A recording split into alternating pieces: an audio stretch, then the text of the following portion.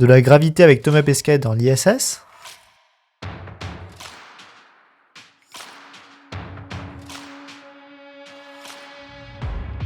Tout le monde sait que les astronautes flottent à bord de la Station Spatiale Internationale. C'est l'endroit idéal pour faire une compétition de pirouettes avec Thomas Pesquet, mais contrairement à ce que beaucoup pensent, la gravité est quasiment tout aussi forte sur l'ISS à 400 km d'altitude que sur la Terre ferme. Mais qu'est-ce que la gravité déjà ?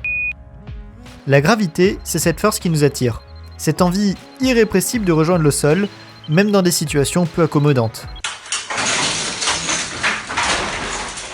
Ouais. Cette force est générée par la Terre, ou n'importe quel objet assez massif, sur un autre objet. Il touche n'importe quoi, et sans distinction de masse. Réalisons une expérience.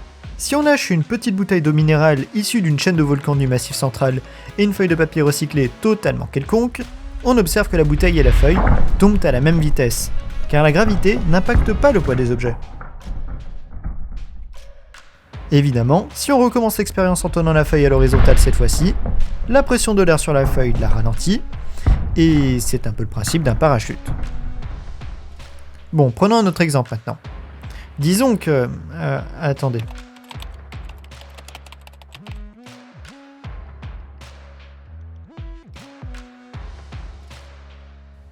Janine. Janine est une grande passionnée de parcs d'attractions, mais en plus de jeux vidéo. Elle emmène donc sa superbe Nintendo Switch avec elle. Après une longue ascension, Janine tombe mais échappe sa console. Comme tous les corps sont soumis à la même force de gravité, peu importe la masse, la console ne s'éloigne pas et tombe à la même vitesse que notre pauvre retraité. La distance Janine-console reste ainsi constante. Jusqu'au freinage où...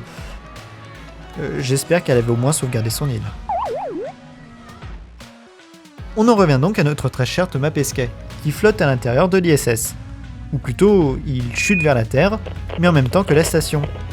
Les objets tombent continuellement vers la Terre, mais leur altitude, conjuguée avec leur vitesse, permet d'éviter le sol. Nos astronautes ont donc tout autant de gravité que sur Terre, à la seule différence qu'ils sont en perpétuelle chute libre, à la manière de notre très chère Janine. On nomme ça la micro-pesanteur ou un pesanteur, mais surtout pas la microgravité. Allez, n'hésitez pas à liker, partager et à vous abonner pour ne manquer aucune vidéo.